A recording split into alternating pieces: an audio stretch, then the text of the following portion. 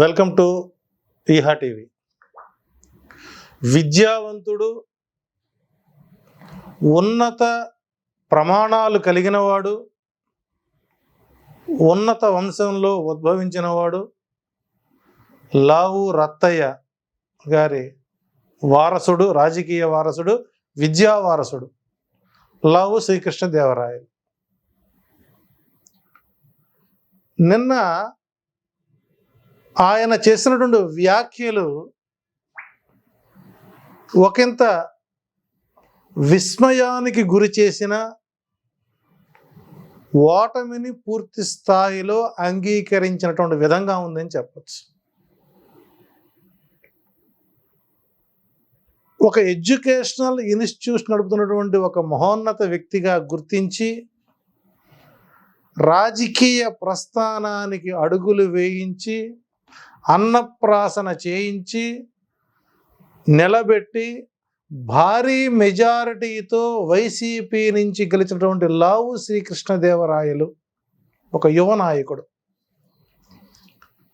ఒక విద్యావంతుడు, తాను ఆలోచించాల్సినటువంటి పరిధికి లోబడి కొత్త వ్యూహాల వైపు వెళ్ళి, ప్రజా వ్యతిరేకత ఉన్నది, వైసీపీ ప్రభుత్వం గెలిచే అవకాశం లేదు అనేటువంటి ఒక మాయా మర్మంలో, చట్రంలో ఇరుక్కొని, నరసరావుపేటలో వద్దు, గుంటూరులో మీరు పోటీ చేయండి అని మరొకసారి అవకాశం ఇచ్చినా కూడా, లేదు లేదు నేను మళ్ళీ రెండోసారి నరసరావుపేటలో పోటీ చేయాల్సిందే, అక్కడ తప్పితే నేను ఎక్కడా పోటీ చేయను అని ప్రభుత్వాన్ని తూలనాడి అలిగి అటకెక్కినటువంటి లావు శ్రీకృష్ణదేవరాయలు ఈ రోజున శాశ్వతంగా అటకెక్కడానికి సిద్ధంగా ఉన్నాడు అని ఆయన వ్యాఖ్యలోనే తెలుస్తుంది. ఇక్కడ గెలిచేటువంటి ఏ అభ్యర్థిని కూడా ఎవరు తాను ఉన్న స్థానం నుంచి మార్చే ప్రయత్నం చేయరు.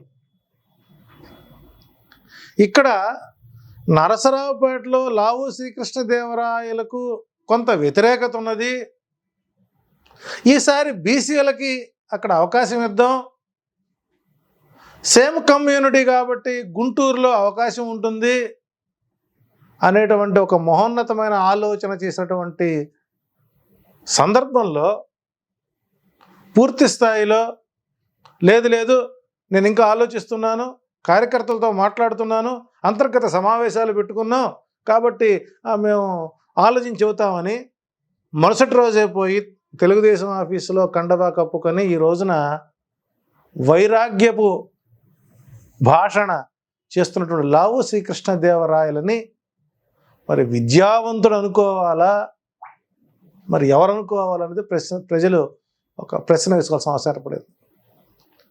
నేను ఇప్పుడు స్ట్రైట్గా చెబుతున్నాను, లావు శ్రీకృష్ణదేవరాయలు ఎప్పుడైతే పార్టీ మారతాడు అన్నటువంటి సంకేతాలు వచ్చాయో, అధిష్టానం ఎప్పుడైతే ఎంపీలని సెలెక్ట్ చేస్తుందో, అప్పుడు మన ఇదే ఈహా టీవీ నుంచి ఒక వీడియో రిలీజ్ చేశాం. వైసీపీ నుంచి గుంటూరులో లావు శ్రీకృష్ణదేవరాయలు గారిని నుంచోబెట్టినా, లేదు తన ఒత్తిడికి లొంగి నరసరావుపేటలో వైసీపీకి టికెట్ ఇచ్చినా, లేదు మనం ఇవ్వకపోయినా, ఏ పార్టీ నుంచి అయినా సీట్ ఇచ్చినా కూడా లావు శ్రీకృష్ణదేవరాయలకి గెలుపుకు అవకాశమే లేదు అన్నటువంటి ఆ వీడియో కొన్ని లక్షల మంది నుంచి పార్టీ అధిష్టానానికి చేరిన తరువాత పూర్తి స్థాయిలో అతన్ని పార్టీ పక్కన పెట్టడం జరిగింది. ఆ సందర్భంలో వైసీపీలో ఉండే కొంతమంది కోవర్ట్లు, సెకండ్ క్లాస్ కోవర్ట్స్ నాకు ఫోన్ చేసి, మీరు అలా చెప్పారు, శ్రీకృష్ణదేవరాయలు జాతకం మీ దగ్గర ఉన్నదా అంటే 100% నా దగ్గర ఉందండి, ఆయన కాలేజీలో పనిచేసేటువంటి సిబ్బంది నా బంధువులు ఉన్నారు, వారు అడిగారు, సో కాబట్టి ఆయన రాజకీయ చరిత్ర అనేటువంటిది ఉండదు కాబట్టి సైలెంట్గా ఉండడం ఉత్తమం, లేదా జగన్ ఇచ్చినటువంటి ప్లేస్లో వెళ్ళి ఓటమి పొందిన మరొక పదవి ఇవ్వడానికి అవకాశాలు ఉంటాయన్న సందర్భాలకి ఈరోజు గుర్తు చేస్తున్న సందర్భం ఎందుకు వచ్చిందంటే ఆయన ప్రెస్ మీట్లో చెప్పినటువంటి వ్యాఖ్యలు. సో తెలుగుదేశంలో నరసరావుపేటలో తెలుగుదేశం పార్టీ ఓడిపోతున్నదని ఒక యాస్పిరెంటే నిర్ద్వందంగా నిజలజ్జగా చెప్పారు అంటే ఆ ఎంపీ స్థానం వైసీపీ అనిల్ యాదవ్ అకౌంట్లోకి వెళ్ళబోతుంది అన్నదానికి ఇదే తర్కరం. అంటే ఇక్కడ ఒక లావు శ్రీకృష్ణదేవరాయలే కాదు, నెల్లూరు రూరల్లో కోటంరెడ్డి శ్రీధర్ రెడ్డి 2014 ఎన్నికల నుంచి నేను ఫాలో అవుతున్నాను, నన్ను ఆయన ఫాలో అవుతున్నాడు. 2014 ఎన్నికల్లో అదే కోటంరెడ్డికి ఫోన్ చేసి లాస్ట్ రౌండ్లో చివరి క్షణంలో 2 రీకౌంట్లు జరిగిన తర్వాత నీవు గెలవడం జరుగుతుంది అన్నావు. లాస్ట్ సింగిల్ డబుల్ డిజిట్లో ఆయన గెలిచాడు. ఆ తర్వాత స్వామిని చెప్పింది నిజమే, అతి కష్టం మీద గెలిచాను అన్నాడు. అదే శ్రీధర్ రెడ్డికి 2019లో చేసినప్పుడు మీరు ఒడ్డున పడుతున్నారు, జాగ్రత్తగా చేసుకోండి, పార్టీ మారడం వలన నీకు రాబోయేటువంటి ఇబ్బందులకి నీవే కారణం అవుతావు అని ముందుగా హెచ్చరించిన చివరి కోటంరెడ్డి శ్రీధర్ రెడ్డి పచ్చ కండుగా కప్పుకొని పచ్చ కామెర్లతో కలిసి తాను పచ్చవాడై చివరికి ఎండు ఆకుల రాజకీయ చరిత్ర నుంచి బయటపడడానికి సిద్ధంగా ఉన్నాడు. భారీ ఓటమిని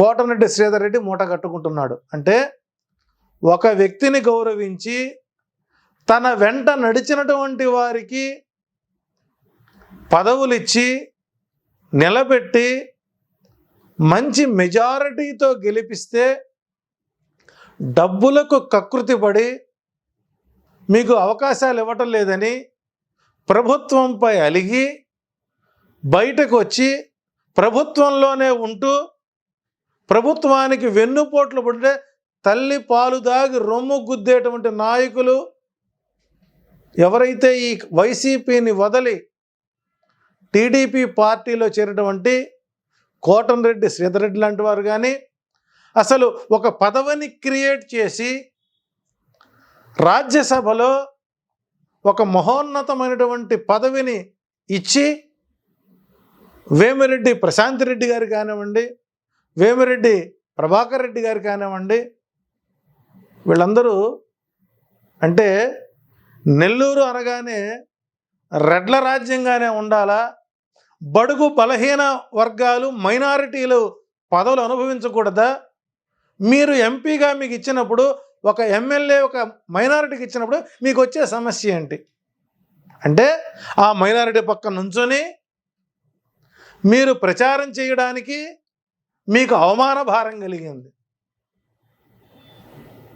అంటే బడుగు బలహీన వర్గాలు ఎప్పుడు రాజకీయాలు ఎదగకూడదు, ఎప్పుడు మీరే ఉండాలి అనేటువంటి ఒక స్వార్థపూరితమైనటువంటి కుతంత్రాలు పన్ని మీరు ఈ రోజున నెల్లూరు ఎంపీతో పాటు కోవూరు ఎమ్మెల్యే సీటును కూడా టీడీపీ పూర్తి స్థాయిలో ఓటమి చెందబోతోంది. అట్లాగే ఆనంద్ రామనారాయణ రెడ్డి ఈయన చివరి క్షణంలో వైసీపీలోకి వచ్చి గెలిచి ఎమ్మెల్యేగా ఉంటూ ఈ 5 సంవత్సరాల్లో మీరు మీ నియోజకవర్గానికి చేసినటువంటి మేలు కంటే తెలుగుదేశం పార్టీకి మీరు ఎలాంటి సలహాలు ఇచ్చారు, ప్రభుత్వంపై ఎలాంటి వ్యతిరేకతను సృష్టించారు. మరి ఈరోజు మీ పరిస్థితి, మీ నియోజకవర్గంలో మీరు గెలుపుకు అవకాశాలు లేవు కదా. ఎవరైతే వైసీపీని వీడి తెలుగుదేశం పార్టీ పంచన చేరి ఆ పచ్చ మూకలతో చేరి కుట్రలు కుతంత్రాలు చేసుకుంటూ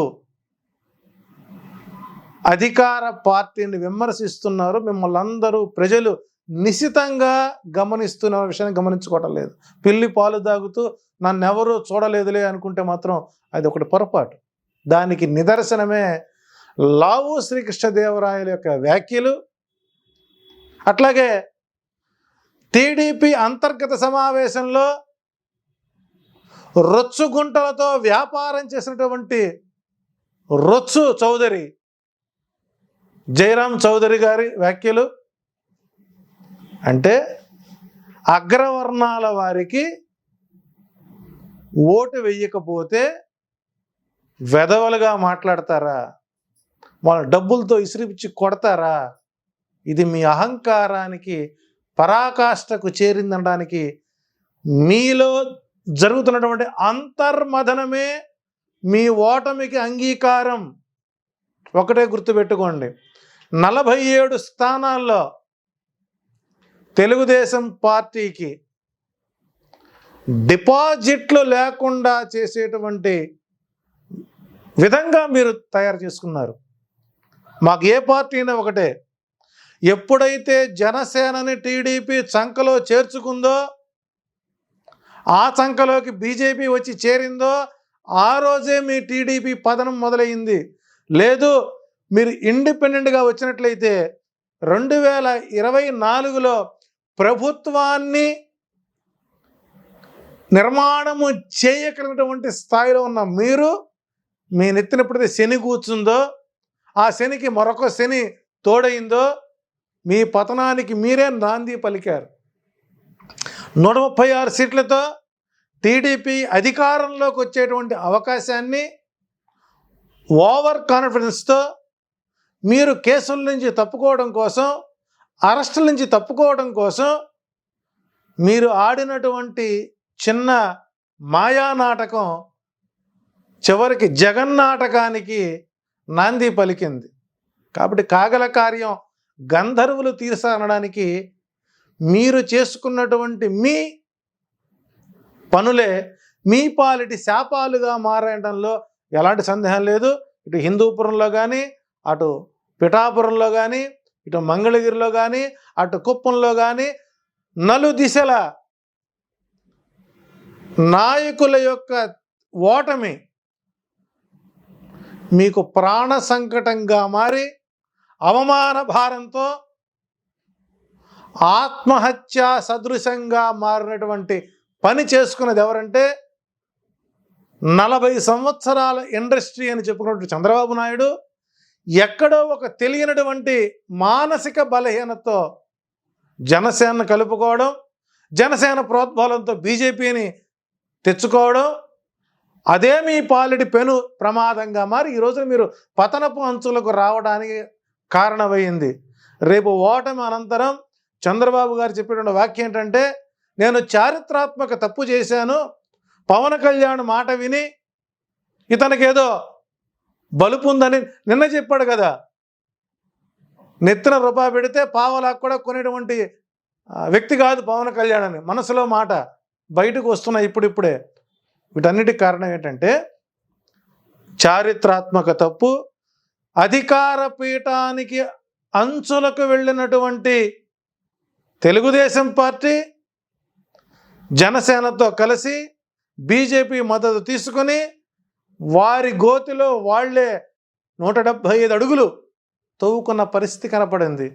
విద్యావంతులు, వివేక జ్ఞానులైనటువంటి నాయకులు వారు ప్రచారాలకు వెళ్ళడానికి కూడా సిద్ధంగా లేరు. ఓడిపోయేవాడిని గెలిపిస్తున్నారు, గెలిచేవాళ్ళు మీరు ఓడిపోతున్నారు. కాబట్టి ఇక్కడ జగన్మోహన్ రెడ్డి యొక్క స్పీచెస్ మీరు చూసినట్లయితే పరిపక్వమైనటువంటి భాషను ఉపయోగించి ఎక్కడ కూడా పదునైనటువంటి వాక్యాలు కానీ వ్యక్తిగత విమర్శలకు కానీ దాడి చేయకుండా తానేం చేస్తున్నాడు, తానేం చేయబోతున్నాడు అనేటువంటి ఒక స్ట్రాటజీని మార్చుకున్నప్పుడు కనీసం మీకు ఆ జ్ఞానం కూడా లేకుండా మీరు వస్తే ఏం చేస్తారు, నిజంగా మీరు చాలా మంచి పనులు చేశారు, అవి చెప్పుకోలేనటువంటి దయనీయ స్థితిలో మీరుండి ఒక ఫ్రస్ట్రేషన్లో సైకిల్ పోవాలి అనే పదం వాడుతున్నటువంటిది చంద్రబాబు నాయుడు గారికి మెమరీ లాస్. ఇక మన లోకేష్ గారు అయితే 2019లో నేను గెలుచుంటే మూసీ నది ప్రక్షాళన చేసేవాడు అని అంటాం, అది ఆయన అమాయకత్వానికి మరొక తార్కాణం. కాబట్టి తెలుగుదేశం నాయకులు పూర్తి స్థాయిలో ఫ్రస్ట్రేషన్లో ఉండి ఓటమిని అంగీకరిస్తూ ఇక ఎన్ఆర్ఐల్ని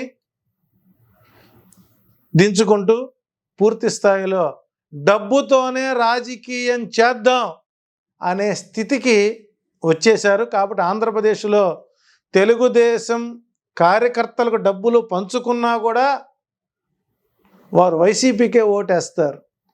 వైసీపీ అభిమానుల్ని, వైసీపీ కుటుంబాలని, ఆ పార్టీని నమ్ముకొని, ప్రభుత్వాన్ని నమ్ముకొని చాలామంది 2,30,00,000 మంది దారిద్ర్య దిగువ రేఖ నుంచి ఒక మెట్టు ఎక్కి స్థితిపరులుగా ఉన్నారు. కాబట్టి మీరు రొచ్చుగుంటల్లో సంపాదించినటువంటి వ్యభిచారం చేసుకొని అమెరికానికి ఇచ్చిన డబ్బుని పూర్తి స్థాయిలో పంచుకొని అవి అనుభవించే స్థితిలో మాత్రం ప్రజలు లేరనే విషయాన్ని గమనించుకోండి. సో ఓవరాల్గా ఏంటంటే తెలుగుదేశం అనేటువంటిది ఓడిపోతున్నది అనడానికి వాళ్ళ నాయకులు మాట్లాడేటువంటి మాటలే పూర్తి స్థాయిలో తార్కారణం అని చెప్పచ్చు. చూద్దాం ఏం జరుగుతుందో.